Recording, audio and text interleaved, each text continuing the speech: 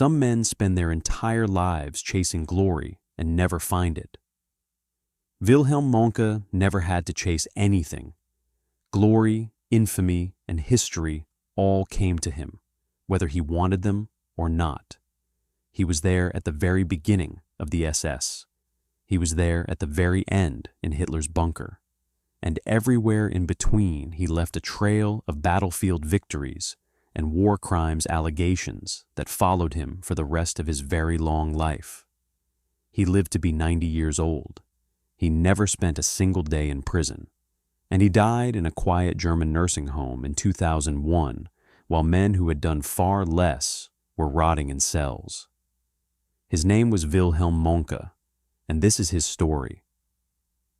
Wilhelm Mohnke was born on March 15, 1911 in Lübeck, a quiet port city in northern Germany, into a working-class family that gave him nothing particularly remarkable in terms of background or connections or prospects.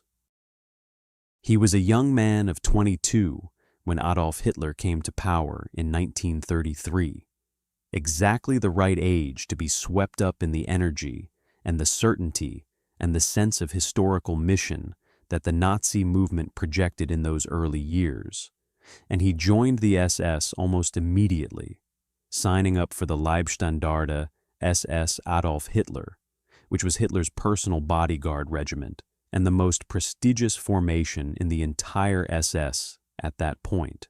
Getting into the Leibstandarte was not easy. The physical and racial requirements were stricter than anywhere else in the SS, and the fact that Mohnke made it in told you something about who he was at 22, ambitious, physically imposing, and absolutely committed to the ideology that the Leibstandarte existed to protect and embody. He spent the 1930s growing with the Leibstandarte as it grew, watching it transform from a ceremonial bodyguard unit into a genuine military formation as the SS expanded its ambitions and its resources and its influence over the German state. By the time the war began in September 1939, Mohnke was an experienced SS officer with nearly 6 years of service behind him, and he went into the early campaigns of the war with the Leibstandarte as it fought through Poland and then France and then the Balkans, building a combat record that established his reputation as exactly the kind of aggressive frontline officer that the Waffen SS valued above everything else.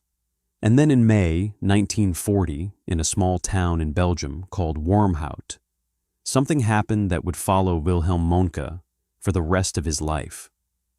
The details of what happened at Wormhoudt on May 28, 1940, are not seriously disputed by historians who have examined the evidence.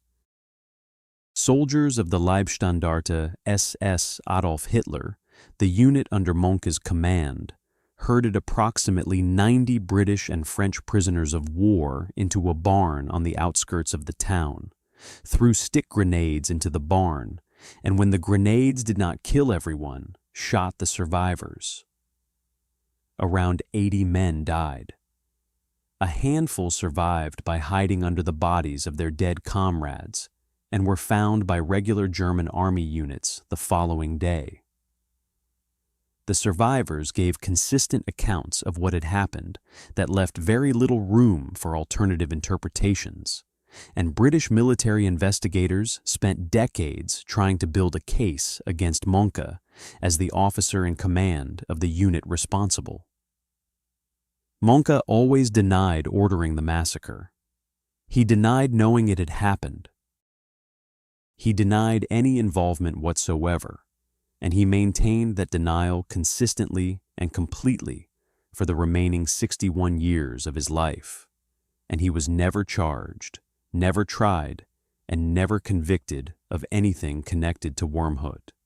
He was wounded in Yugoslavia in 1941, losing part of his foot to a grenade, which kept him away from the front for a significant period, and probably saved his life, given what the Eastern Front looked like in the summer of 1941.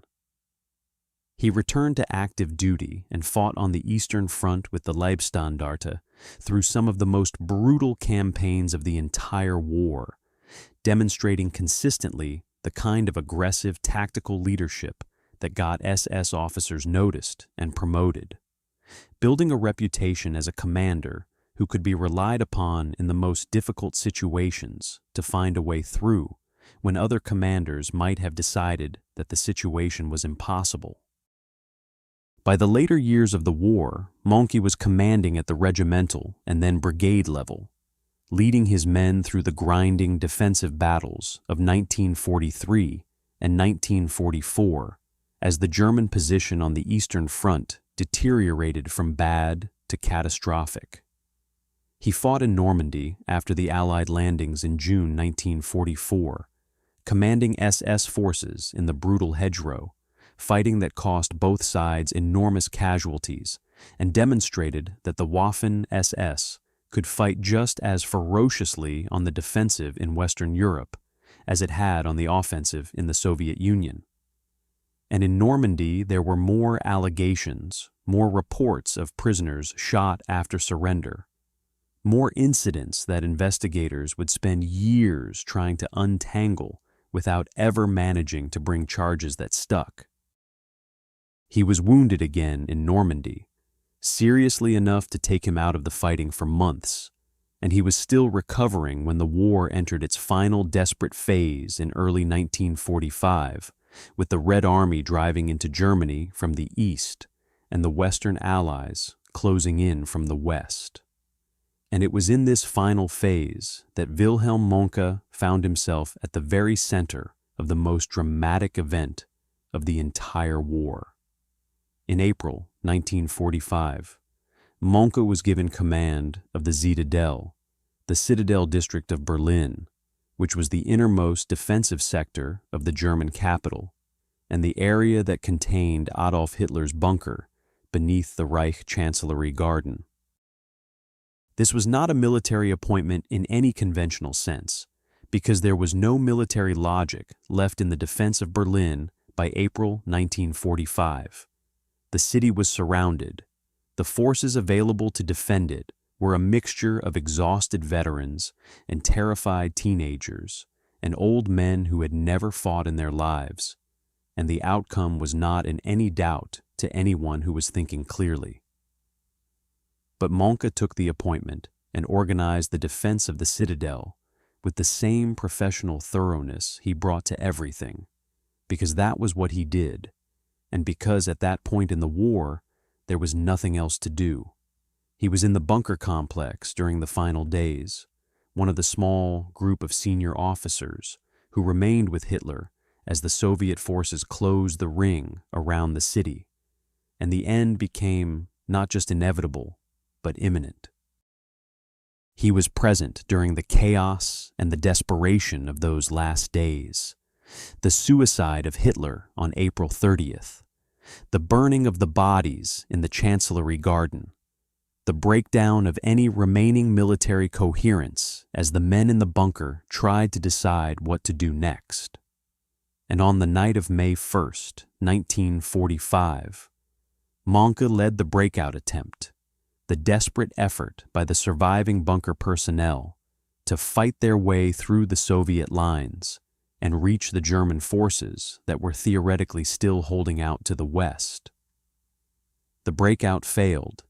It was always going to fail because there was nowhere left to go and nothing left to fight with, but Mohnke led it anyway, moving through the ruins of Berlin in the darkness with a group of soldiers and civilians, including some of the most senior surviving figures of the Nazi state, trying to find a gap in the Soviet lines that did not exist. By the morning of May 2nd, 1945, it was over. The group was surrounded and captured by Soviet forces, and Wilhelm Mohnke, who had been at the very heart of the Third Reich from its earliest days to its final hours, was a prisoner of the Red Army. He spent 10 years in Soviet captivity, which was a long time even by the standards of German officers held by the Soviets, most of whom were released in the late 1940s and early 1950s. The Soviets held Mohnke until 1955, presumably because they believed he had intelligence value or because his proximity to Hitler in the final days made him useful for their ongoing investigations into what exactly had happened in the bunker.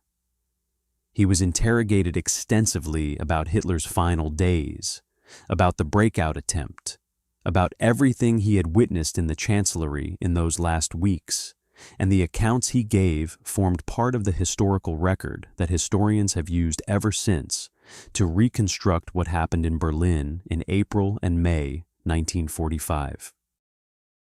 He came home to West Germany in 1955 as a free man, which was not the outcome that British investigators had been hoping for. The efforts to prosecute him for Wormhoudt had been going on for 15 years by that point, and had never managed to produce a case strong enough to bring to trial, partly because of evidentiary problems, and partly because of the legal complexities of prosecuting a German citizen in a British court for crimes committed in Belgium against British soldiers, and his return to Germany made the prospect of prosecution even more complicated. He settled into civilian life, worked in the automobile business, built a quiet and comfortable existence in the country that had somehow survived the catastrophe it had created, and watched as the decades passed, and the men who had tried to hold him accountable for Wormhoudt aged and retired and died without ever getting the verdict they had been seeking. The British investigations continued on and off for decades. There were renewed efforts in the 1980s and again in the 1990s as surviving witnesses were tracked down and new evidence was examined, and the legal framework for prosecuting war crimes evolved in ways that theoretically made cases like Mohnke's more viable than they had been in the immediate post-war period. None of it produced a prosecution. Mohnke was interviewed by British investigators multiple times, and each time gave the same answers he had always given, denying everything, maintaining his innocence, and walking away without charges.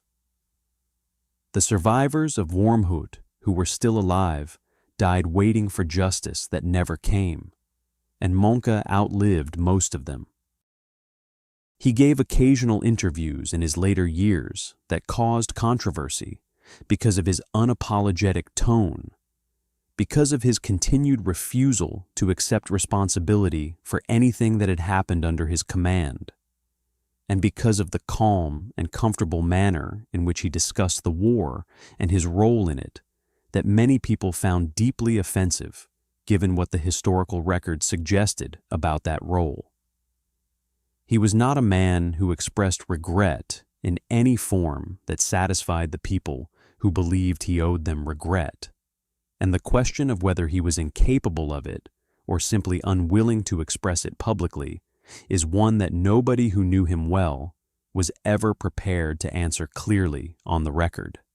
Wilhelm Mohnke died on August 6, 2001 in a nursing home in Damp, a small town in Schleswig-Holstein in northern Germany, not far from where he had been born 90 years earlier.